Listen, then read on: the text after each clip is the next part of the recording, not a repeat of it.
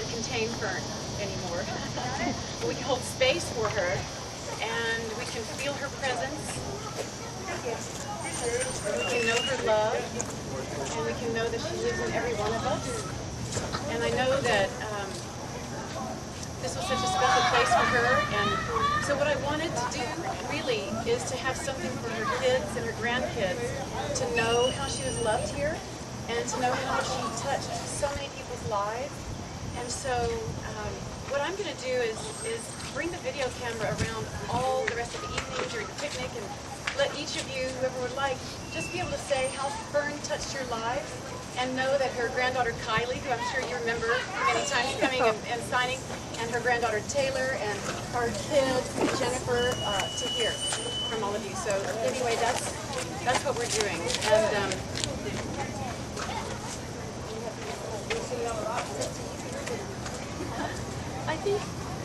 I think it would be great to have a few of you, just those of you who knew Fern really well, to just, if there's something you would like to say here in the circle for everyone to hear. Some of us knew her a lot.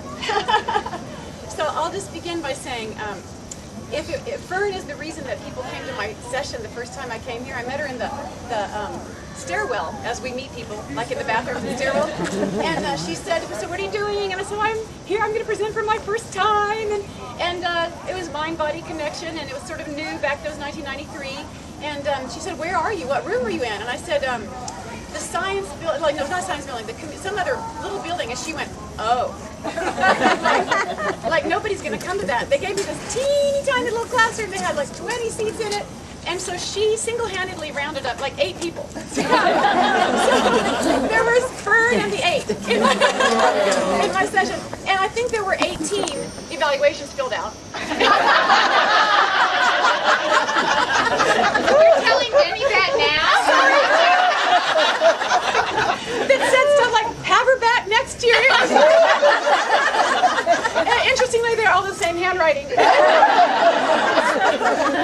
So I owe it to Fern that people came, and then I got to come back, and then back and back, and that's just one of many stories of how Fern has touched someone's life, and she touched mine in way more ways than that, but that's one of the ways. So I just open the floor to anyone who might want to say something. When the speaker said fuck from the platform this morning, I went, Fern's here.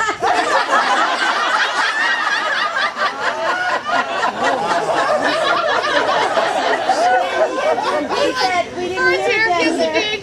Repeat. A repeat. Oh. You couldn't hear it? I couldn't hear it. Oh, here, go again. Oh, no. I said when the speaker said fuck from the platform, I thought Fern's here. And that's on tape. Kindly forgive me. You'll understand later. It's on tape twice. Yeah, right. No, I met Fern, the first year I met Fern, she saw me keynote or present or something, and she came up and she said, oh my God, you're Sandy Queen, I so wanted to meet you. My daughter was getting married 2 weeks after I left here. Some of you remember that summer.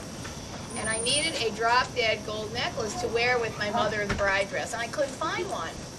And so Fern comes up and she says, oh my God, you're Sandy Queen, I love you. And I went, I need to borrow your necklace.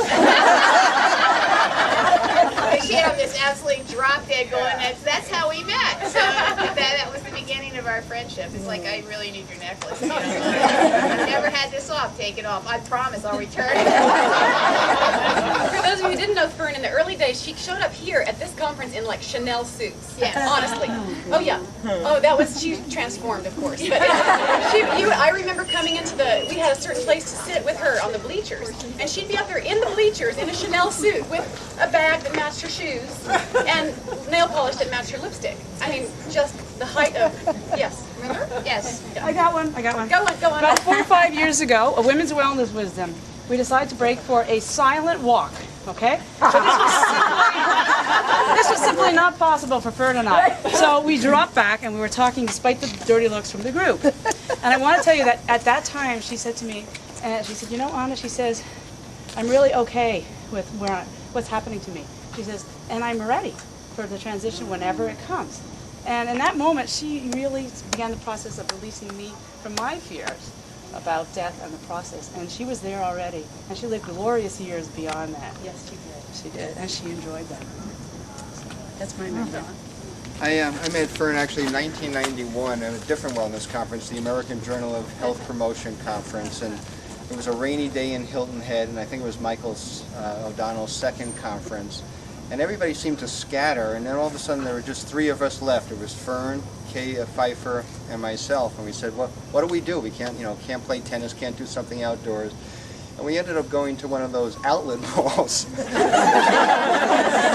which kind of ties into Chanel suits. although I can't even remember what I had for dinner last night, much less did she buy anything at the outlet mall. I can't remember. But that just began just a warm friendship that persisted for until recently, where we kept in touch either email or by phone. But the thing that really, I guess, inspired me about Fern was something she did, this quirky website I established called saveasaying.com, where you could actually put up a slogan or a saying that relates to you or a loved one. And she put up "We're the luckiest women in Portland." And the reason why she put that up is that she was part of a dragon boat racing team of all breast cancer survivors. And she would just talk about the wind against their faces, and rain beating down, and just all this arduous rowing of the boats. But then they'd come around and see this Portland skyline, and even though they were all facing this deadly disease, it was like, we're the luckiest women in Portland. So that was the optimism that Fern just exuded, and that will just always stay with me. What I remember about Fern is, even though I knew how sick she was, she always had the best sense of humor, and she made me laugh. And she will always be in my heart.